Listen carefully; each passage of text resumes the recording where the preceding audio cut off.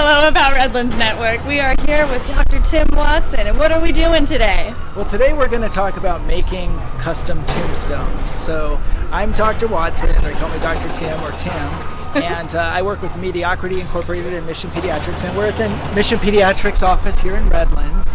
And I'm going to show you what I like to do on my spare time for fun for Halloween, and that is making our own custom Halloween tombstones on a budget. So let me show you how we do this. So the first and most important thing when you're making any decorations for Halloween is storage. Where are you going to put it when you're done? And is it going to be in decent shape for you to use next time if you're going to do this again next year, for example?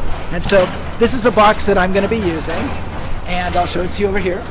So I already know my box is about 26 inches by 17 inches by about 14 inches. So that's really the size of a tombstone I want to make. Anything bigger than that, now I can't store it, it's going to break. So these are the kinds of tombstones that I've made in the past. And when you're picking a tombstone, it's always fun to kind of pick something silly.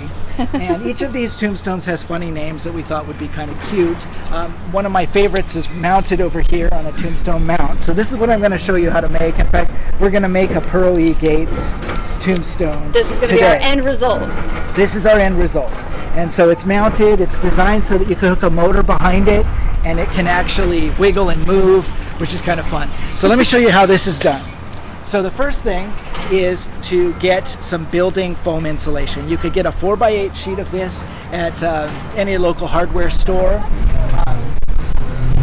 Here's an example, and this came in a big sheet, and I had a big X-Acto knife, and I just cut it, broke it, and I put it in my car. So that's how you can fit it in a small car. This is like a T, it's a measuring tool for people who put in drywall. You certainly don't need to buy this. I might use this to straighten things out, but frankly any straight edge would work, and you don't need to break the bank with that. So foam insulation is, this one's 1.5 inches thick. It's got a silver back and it's got a front, and these actually peel off. So you could peel off the layer, because it's a thin layer of plastic. So if you glue anything onto this, that plastic in the sun will break off and it'll all fall off. So you really need to kind of take off the plastic if you're going to make this work. So the first step is to decide what the shape of your tombstone is going to be. So you can see these different shapes that I've used, and the Pearly Gates one that you saw in the front was nice and round and rather simple. So, Alright guys, hey guys, help me out here. Can you plug this in and start getting it heated up? Oh, yeah. And can you plug in the solder? For anyone just tuning in, we're making tombstones at Mission Pediatrics with Tim Watson. So I've got my posse here helping me. These are my boys and their friends, and my daughter over here, and so they're going to be a little assistance to us as we go along. So anyway, so let's start with the design. So I have a black Sharpie, and so I'm going to kind of generally make my tombstone size, and I'm going to sort of guess the round top. And if you want to do something kind of fun in the sides like this, that's fine. And so that's the general shape that I want for my tombstone. Not very hard to do. Now, how do I cut this out? The way to cut this out is you can either just cut it with a like a Sharpie X-Acto, but then you have these little pilly pieces of styrofoam which get everywhere. Or you can use what's called a hot knife. This is a hot knife I got at Harbor Freight. We're heating one up right now, and hopefully it's hot enough to cut right now. These heat up pretty quickly.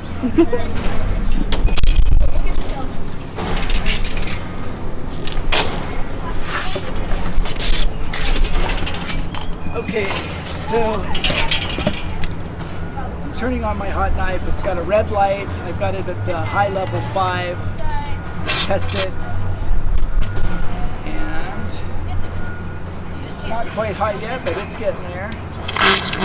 You'll know it's hot. Sorry about the sound. Yeah, that sound is. Your hair standing up on end. There you go. Sorry. Sorry about that. So now styrofoams are made of polystyrene or styrene, which is a chemical. And when you're cutting a chemical like this, you want to be in a ventilated area. Obviously, you don't want little kids to do this. So I like to be in a well-ventilated area, and I also like to have a fan. So I'm going to get a little help here. Hey, boys, hit it.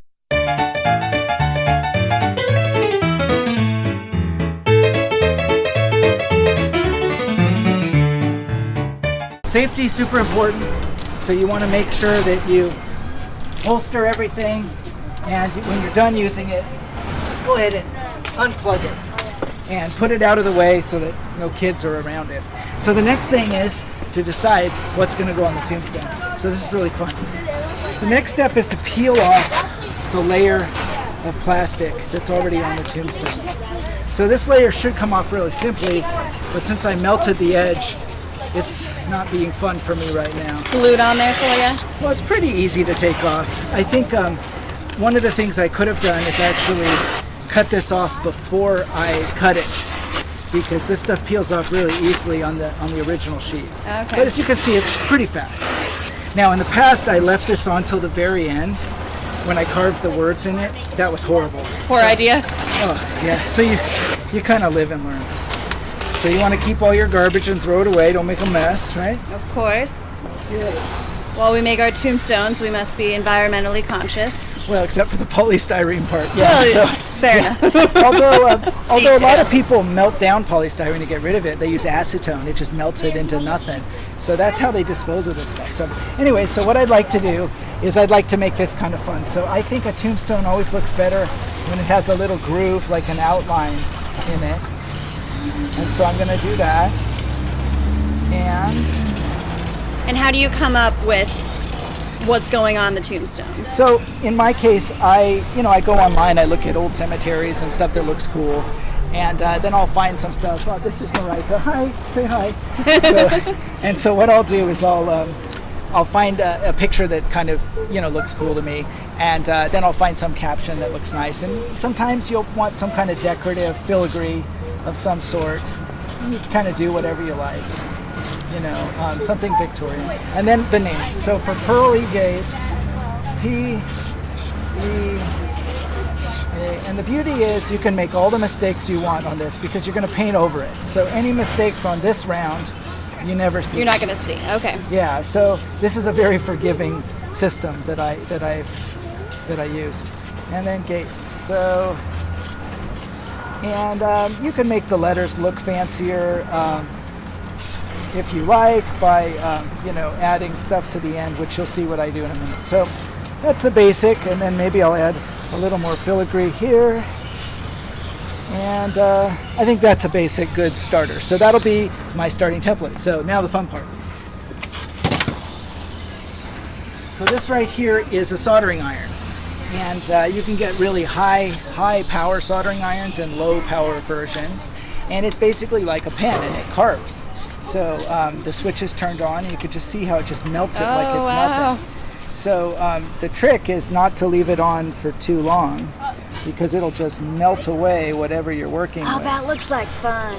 It actually is fun, to be honest with you. My kids would love to do this, but we get a little of that wonderful stinky styrofoam smell.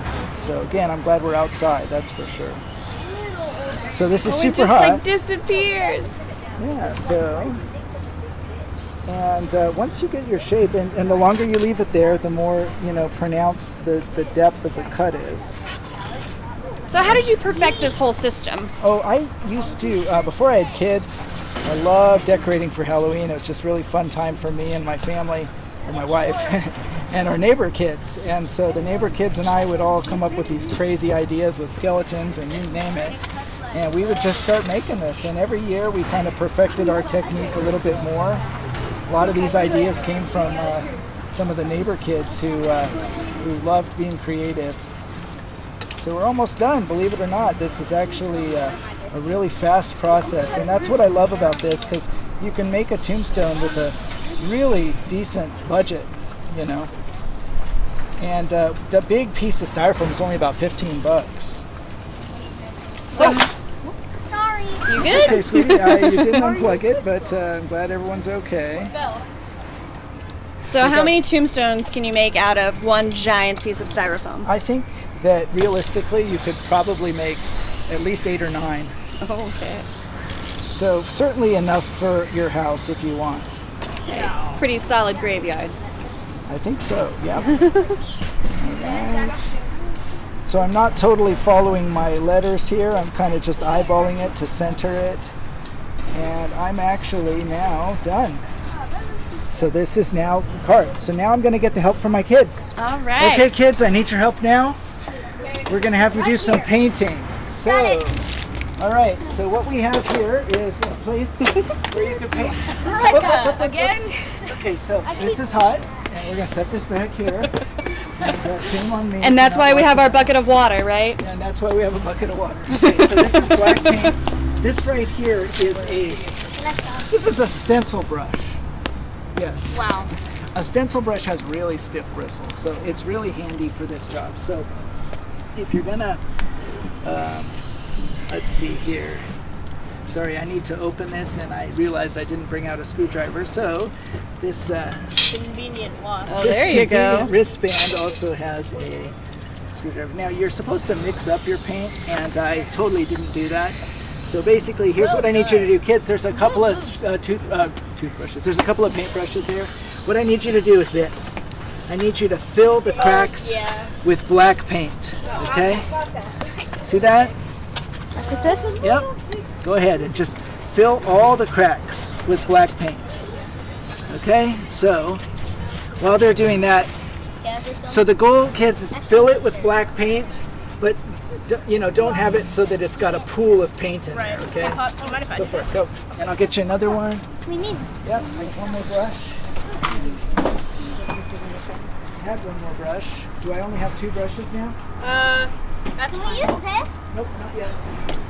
All right. so Anyone while they're just doing tuning that- in? We're making tombstones Okay. at Mission Pediatrics. So come on over here. I'll show you what I'm doing while they're filling in the gaps. All So, right. Well, you have your team. Standard white paint, and so I usually just get some cheap white paint and black paint, and the tombstone's going to have a gray look to the outside of it. So to give it that gray kind of color, I basically just mix it all together right here. So I'm going to open up this thing of white paint. Sorry, I need another way to pry this open and wreck my measuring tape to do it. You're resourceful.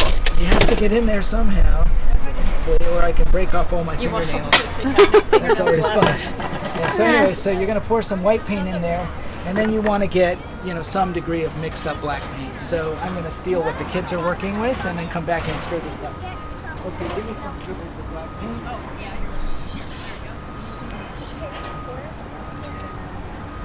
It's more fun. Okay, thanks. So I put in some black paint, and I stir it all around and see kind of how gray it gets. Yeah. And not gray enough. I need more gray. But the fun thing about this is as these tombstones break down over time, you could just put on any kind of gray over it, and it just looks better and better every year. So, pour some more in. Okay, guys, I need you to be almost done. Get the edges around the sides. Yeah, that's what we're trying to do. Hey, we're on a clock. People are watching. Okay, so anyway. All right, so I think I got a nice gray paint. We are almost done. Get this stuff called wallboard compound. This stuff comes in white and pink. Need another one. It's kind of cool because when it's dry it turns white, but for the effect we don't want stuff looking pink. So I'm going to use a white one for What this. is it? It's stuff that you use to fill patches in your drywall in your house, like if you have a hole. So this stuff will work, this white one. Okay guys, you almost done? Yeah. Okay, so let's go over here. Almost means like 4 seconds. So I have Means a a minute. spatula, and basically what I want to do is I want to coat whatever it is that I don't want to break down.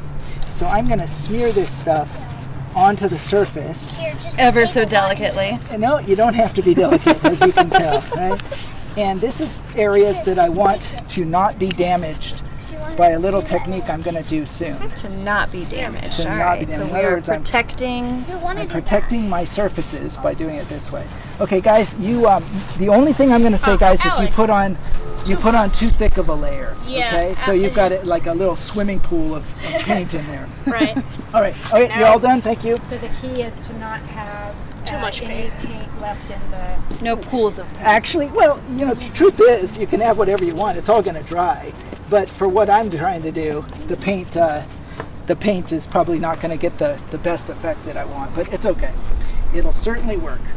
So I like to smear this stuff on the edges, and what this does is essentially putting a sealing coat over the styrofoam in certain select areas, but not all areas. All right, so